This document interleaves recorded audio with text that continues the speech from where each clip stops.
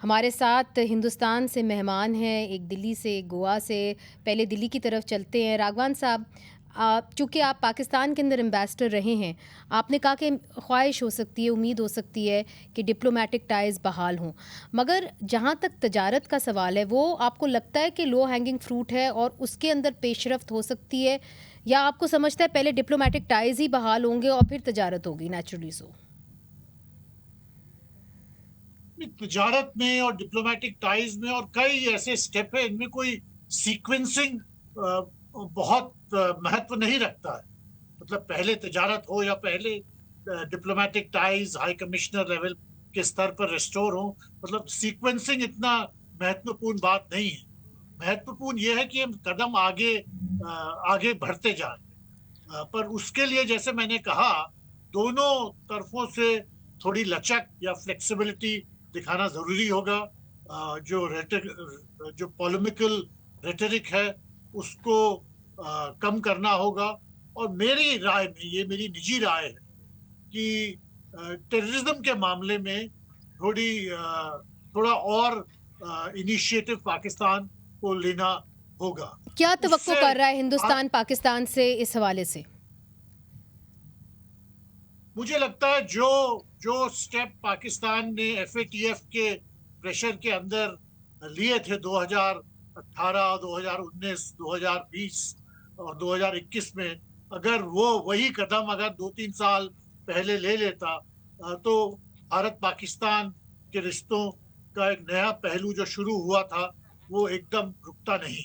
मेरी राय में 2015 में जब प्राइम मिनिस्टर नरेंद्र मोदी लाहौर आए थे, वो बहुत बड़ा अवसर था और वो अवसर हम खो बैठे हैं। हमको हुँ। किसी तरह उसी जगह फिर वापस पहुंचने की कोशिश करनी चाहिए। और मैंने जैसे कहा कि टेररिज्म के मामले में अगर पाकिस्तान कुछ ठोस कदम उठाए, और वो कदम क्या है, मेरी राय में, अगर ये मेरी निजी राय है, वो पाकिस्तान की सरकार जानती है। उसको दोहराना कोई जरूरी नहीं है पाकिस्तान भारत की तरफ से। तो अगर अगर कुछ नहीं, मगर स्टेप्स अगर वो पाकिस्तान की ले, आवाम को बताना भी ज़रूरी है। देखिए अभी भी बहुत सारे ग्रुप्स हैं जिन्हें काफी फ्लेक्सिबिलिटी और फ्रीडम पाकिस्तान में मिलती है। आई थिंक उनके अगेंस्ट पब्लिकली एक्शन लें तो बहुत बड़ा फर्क पड़ेगा। अच्छा, ये आपने एक अहम बात की है इम्तियाज़ साहब, आपने राघवान साहब की बात सुनी कि पाकिस्तान को एक्शन लेना पड़ेगा, जो कलअदम तंज़ीमें हैं या जो भारत के ख़िलाफ़ काम करती हैं अपनी सरज़मीन पर। अब सवाल ये उठता है कि क्या पाकिस्तान के अंदर जो शहबाज शरीफ साहब की हुकूमत है, उनके अंदर वो क़ुव्वत, कैपेसिटी या उनके पास वो अथॉरिटी है कि वो उनके ख़िलाफ़ एक्शन ले सकते हैं?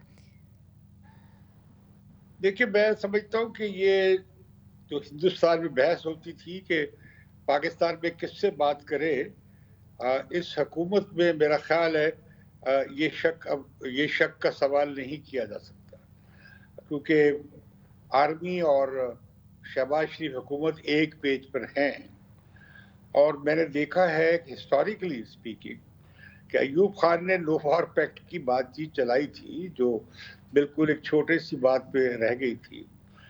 ज़ियाउल हक ने बड़ी कंसिस्टेंटली नो वॉर पैक्ट की बात चलाई थी और कश्मीर पे भी ये बात चलती रही है।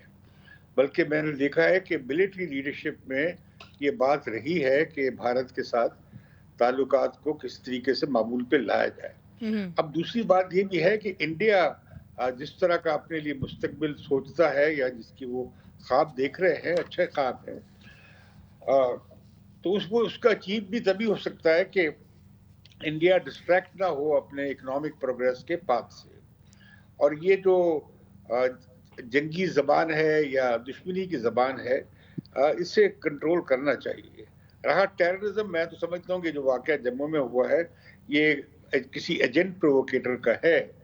और मैं ये भी देखता हूँ कि प्रोग्रेसिवली मैं पाकिस्तान में टेररिज्म का बहुत बड़ा क्रिटिक रहा हूँ, जी, जी। क्रिटिक रहा हूँ, तो यहाँ पे काफ़ी कमी आई है। लेकिन अब ये बहुत बड़ा काम हो गया, अब ये प्रॉक्सी वॉर है। हुँ। इसमें सिर्फ पाकिस्तान की बात नहीं है, खुद इंडिया भी प्रॉक्सी वॉर में चला गया है। और वो अब कहेंगे हमारे, तो हम तो रद्द-ए-अमल में कर रहे हैं या इनकार करेंगे। लेकिन मैं समझता हूँ दोनों रियासतों को अपनी सरहदों से पार गैर जो रियासती अनासर हैं या टेररिस्ट ग्रुप्स हैं, उनकी मदद या इमदाद न करने की भी न सिर्फ पक्की कसम अहद करनी चाहिए, बल्कि अमली इक़दाम भी करना चाहिए।